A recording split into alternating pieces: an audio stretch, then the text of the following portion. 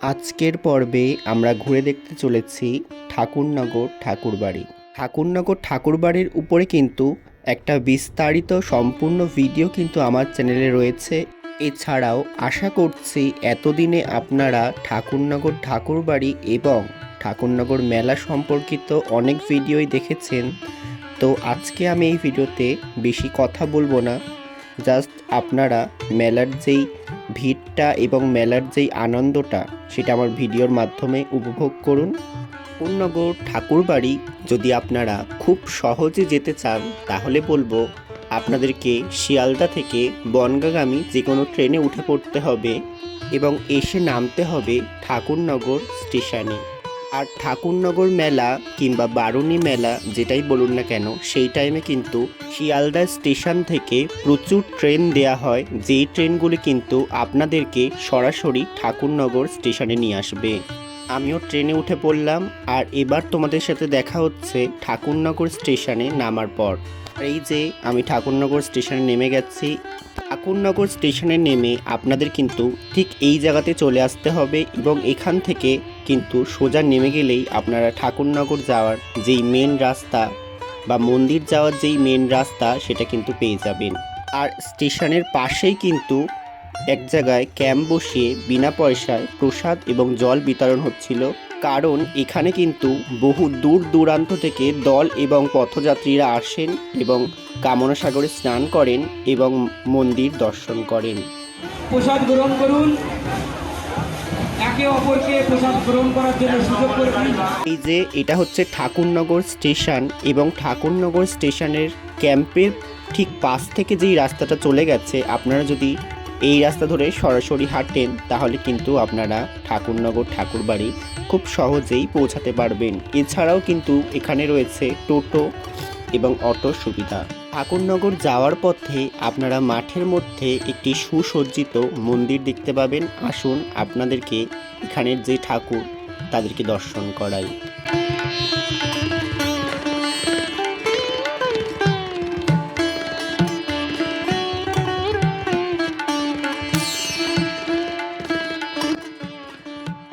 আর এই যে আমি কিন্তু এখন একদম মন্দিরের সামনের যেই ঢোকার মেন রাস্তাটা রয়েছে সেখানে দাঁড়িয়ে রয়েছি। আর এখানে দেখতেই পাচ্ছেন কেমন করে ডাঙ্কায় মাতম দেয়া হচ্ছে। তারপর কিন্তু আস্তে আস্তে আমরা মন্দিরে প্রবেশ করলাম। এটা হচ্ছে নাট মন্দির এবং তার ঠিক পাশেই কিন্তু রয়েছে শ্রী শ্রী প্রমোদ রঞ্জন মল্লিকের মন্দির।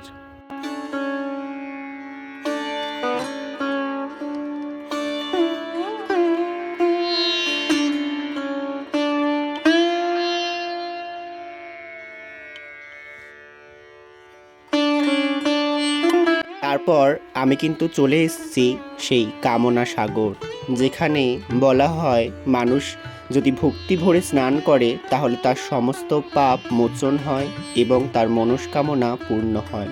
তারপর কিন্তু আমি নাট মন্দিরের পাশ থেকে সোজা চলে যাচ্ছি মন্দিরের মেন গর্ভগৃহের দিকে এবং এই রাস্তাটাতে দেখুন কতগুলি মেডিকেল ক্যাম্প বসানো হয়েছে। ওই যে আগেই বললাম এখানে বহু দূর দূরান্ত থেকে লোকজন মন্দির দর্শন করতে এবং কামনা সাগরে স্নান করতে আসেন। আর এটা কিন্তু একদম মন্দিরের মেন গর্ভগৃহের সামনের অবস্থা। দেখুন কেমন করে মতুয়া ভক্তরা হরিনামে ও প্রেম ভক্তিতে মেতে উঠেছেন। আমি এখানে বেশি কিছুই বলবো না, আপনারা নিজেদের স্বচক্ষে এই মনোরম দৃশ্য দর্শন করুন।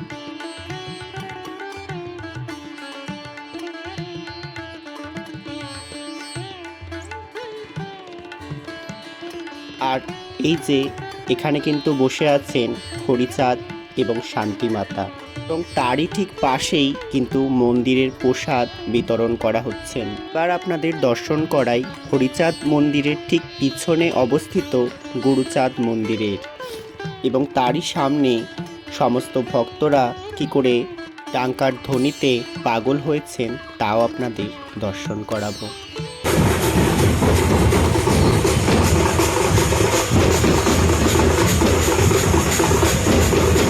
আর এখানে কিন্তু আপনারা দেখতে পাচ্ছেন গুরুচাঁদ এবং তারই স্ত্রী খুব সুসজ্জিতভাবে বসে রয়েছেন। এবার আপনাদেরকে মেলাটা সম্পূর্ণ ঘুরে দেখাই। মেলায় কিন্তু আপনারা বিভিন্ন ধরনের ফাস্টফুডের দোকান থেকে শুরু করে বিভিন্ন ধরনের ভোগ ঠাকুর পূজার এবং নিয়মের বই পেয়ে যাবেন। এছাড়াও আপনারা কিন্তু প্রচুর রাইডস এখানে পেয়ে যাবেন।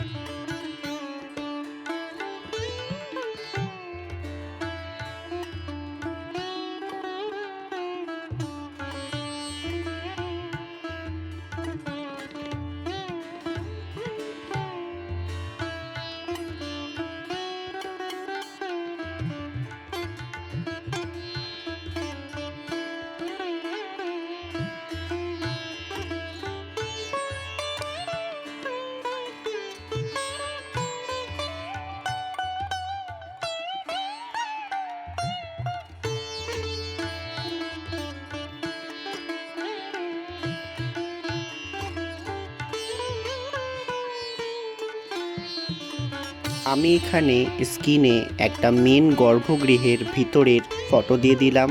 আপনারা যারা ভিড়ের কারণে ঠাকুর দর্শন করতে পারেননি তারা ভিডিওটা পজ করে ঠাকুর দর্শন করতে পারেন। তো আজকের ভিডিওটা এই পর্যন্তই। আজকে কম কথা বলে আপনাদের শুধু দর্শন করালাম। আর আপনারা যদি চান ঠাকুরনগর মন্দিরের আমি আরও একটা বিস্তারিত ভিডিও বানাই তো কমেন্টে জানাতে পারেন। আবার দেখা হচ্ছে নতুন কোনো ভিডিওতে।